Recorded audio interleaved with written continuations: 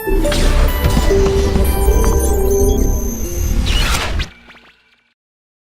the last 3 years, global economists and international development agencies have emphasized the need for Nigeria to invest in human capital to drive economic growth. One critical driver of human capital is the quality of higher education in the country. Understanding the need to develop a robust, innovative, and transformational tertiary education, the Nigerian Economic Summit Group, in collaboration with the National University Commission, hosted an interactive session on making higher education work for Nigeria. The collaboration between the academia and industry is a culmination of several months of engagement between the NESG and the Nigerian University Commission. Together, we have adopted the triple helix model of academia, industry, government relationship as a core operating framework for setting a reform agenda for revitalizing the Nigerian university system to deliver national outcome and impact. The partnership between the NESG and the NUC is being initiated at a time when the leadership of NUC is embarking on a comprehensive reform agenda for the Nigerian university system.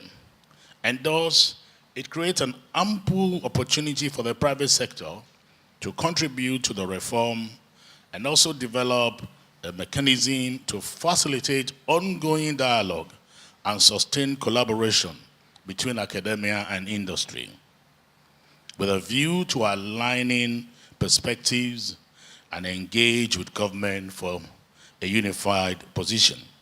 The Director Accreditation for the NUC, Dr. Noel Saliu, gave an overview of the blueprint for revitalization of Nigerian university system, while the Head Human Development Policy Commission of the NESG, Mr. Tokpeto Ogun, gave the private sector feedback on the blueprint.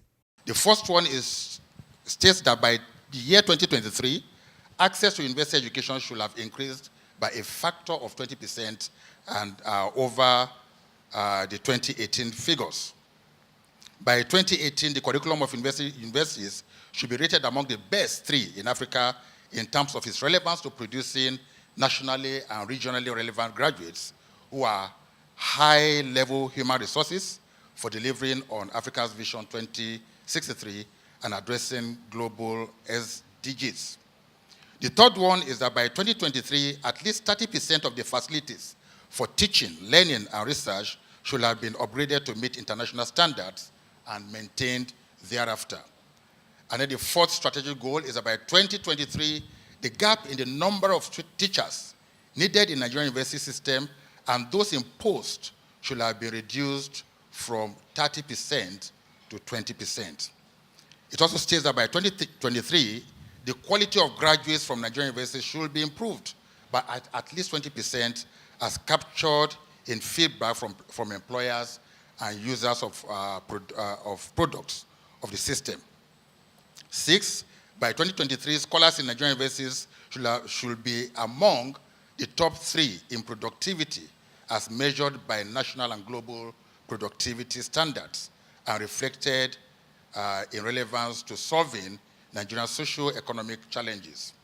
The 7th one is that by 2018, NUC should introduce enforceable minimum standards in governance that will ensure at least 10% efficiency in the university system.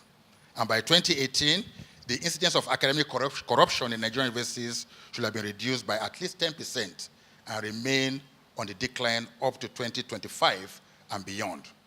And then 9th, by 2020, a sustainable funding model should have been approved at all levels and implemented via appropriate instruments of federal and state governments. And lastly, by 2019, NUC should have been rescheduled and empowered to deliver better on its regulatory functions. The reform agenda that the NUC is embarking upon, after we're implementing, when we start to implement this process that we're talking about, what we want to see on the ground is that each of our universities should become entrepreneurial universities. This will was created by the OECD in 2012 to get an understanding of the entrepreneurial university concept. It's pretty much an evolving concept. There's a lot of discussion. There's a lot of research. We have an idea of what it looks like, where we are, and that's a global conversation. It's more in terms of how do we get there. The first thing that needs to be done is the concept of an entrepreneurial university has to be embedded in the university strategy.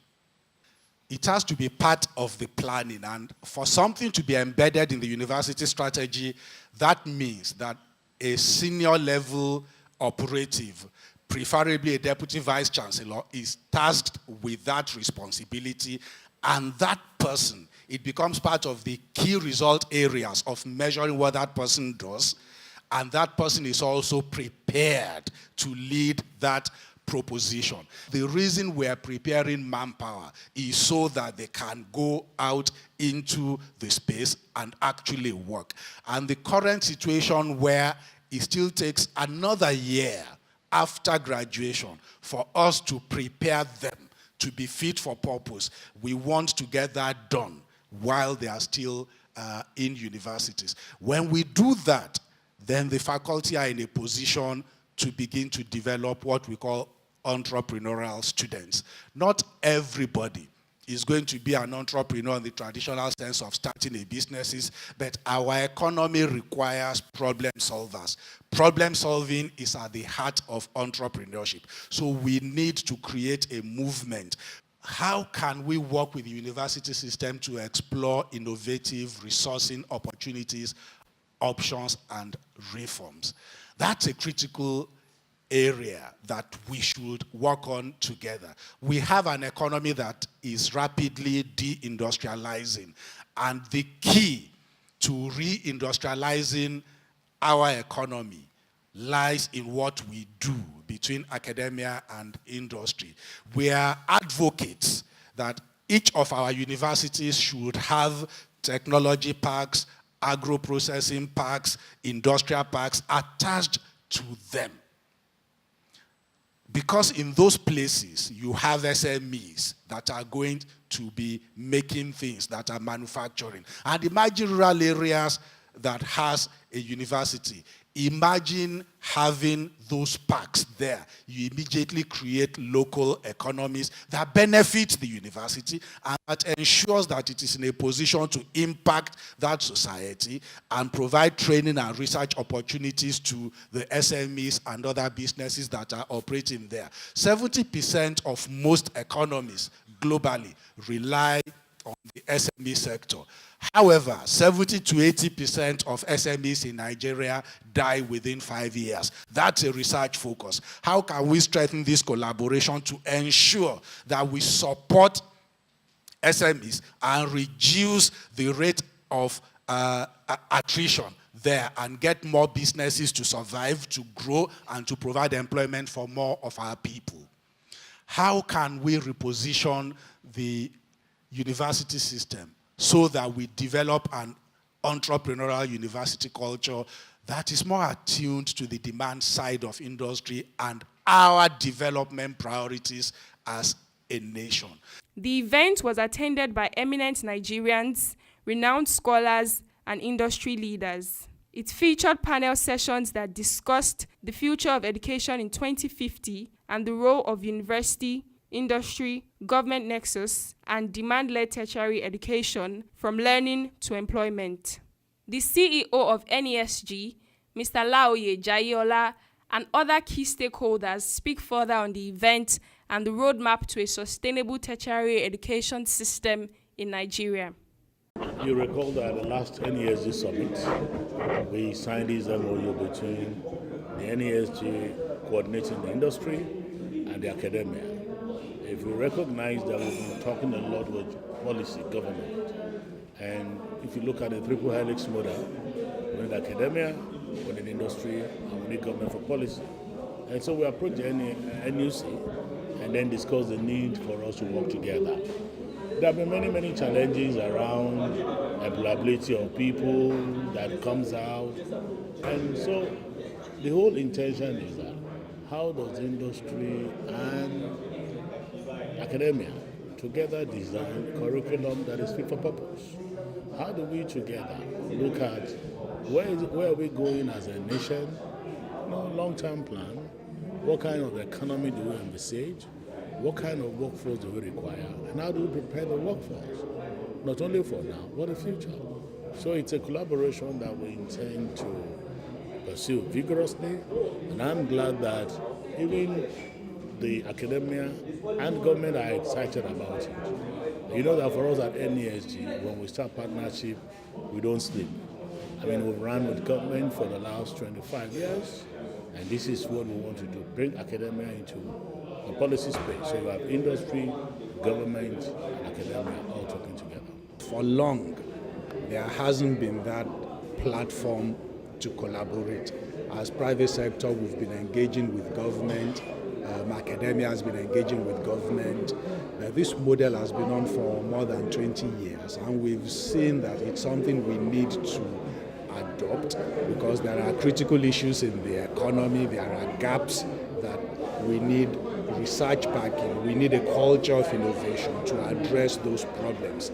The academic sector is the knowledge hub in any society, so it's crucial that we bring them into the conversation to address these problems, where we can have collaboration on research that will lead to profiling solutions to these problems. And we can have the government creating an enabling environment, giving us the right policy framework, and also giving us the incentives to unlock capital to put some of these research outcomes into commercialization.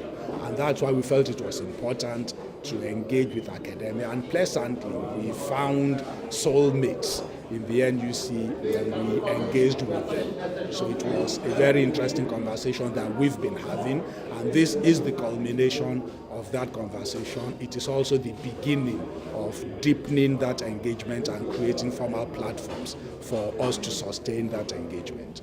If we remove our focus from easy money, from politics, you want to be a thug, you want to know one politician, they'll give you X percentage, you go and collect this money. And we channel all our energies to production. Doing something meaningful, contributing something, promoting merit. These are things that we need to do as a people. We should recognize merit, not just getting money by all means. Once we begin to do that, we will now be on the path of the sustainable growth and development. That's what other countries are doing, and that is why they're getting it right. Whether it is Singapore, whether it is Korea, whether it's China now, that's what they're doing. There used to be a time when they were worse than us. China used to be known for fake products. Taiwan used to be known for, even Japan, the word in the dictionary that I call Japaning. Japaning means production of fake products. But today, they are one of the best in terms of quality of products. So, and we have the capacity. Nigerians are very hardworking, huge intellect. We just need to create the right environment for these ideas to flourish and patronize what we have, what we own. Coming together of NESG and the NUC, and of course the representation from the Federal Ministry of Education in the person of the Permanent Secretary is something that is going to lead the way forward for having better graduates in the future. Because year in, year out, the graduates that we are producing are having challenges in terms of where to work. And of course, the concept of entrepreneurship education has not been properly understood.